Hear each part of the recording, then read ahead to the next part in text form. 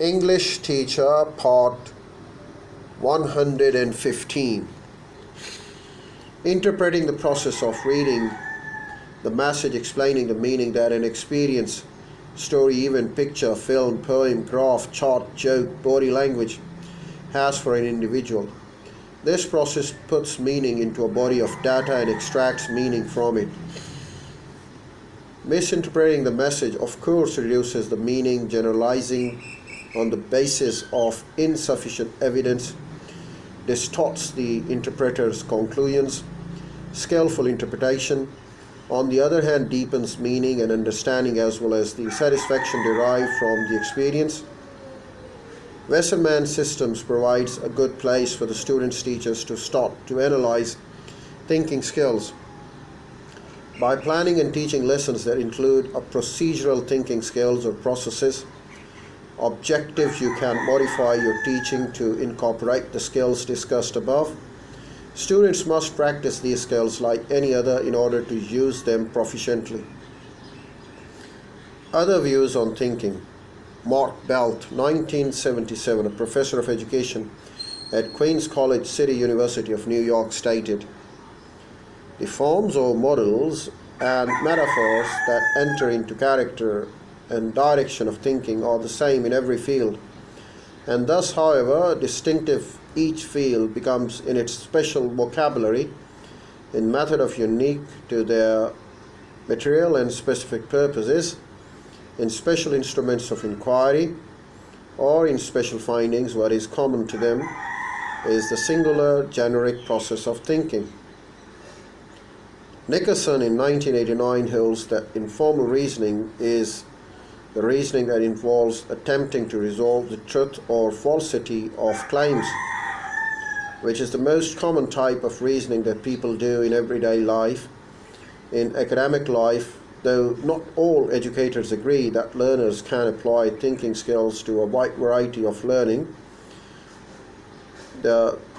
while a wide range of learning domains many holds that they can. Nickerson states, for instance, that the more prevalent view is that while there are indeed domain-specific aspects of thinking, there are also certain processes, skills, strategies, principles, attitudes, dispositions, and beliefs that are applicable to thinking in many domains.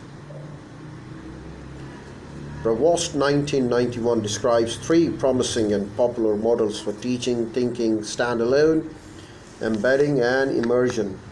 Both the embedding and model of the immersion model build thinking skills into regular school subjects, though only the former, which is the more commonly used model, teaches thinking skills explicitly, a necessary approach for most students, especially when you decide that your students should practice a specific skill to the point of automaticity.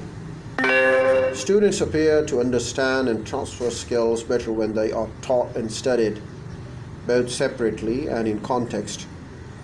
Planning to teach thinking skills. In preparing to teach thinking skills, you should deliberately plan ways about the process. There is a figure that illustrates steps in planning to teach thinking skills. Although planning processes should be careful one, it should not be the rigid or always the linear one. You can make your own modalities into it. Steps in planning to teach a thinking skill. Number 1, determine skill label and definition.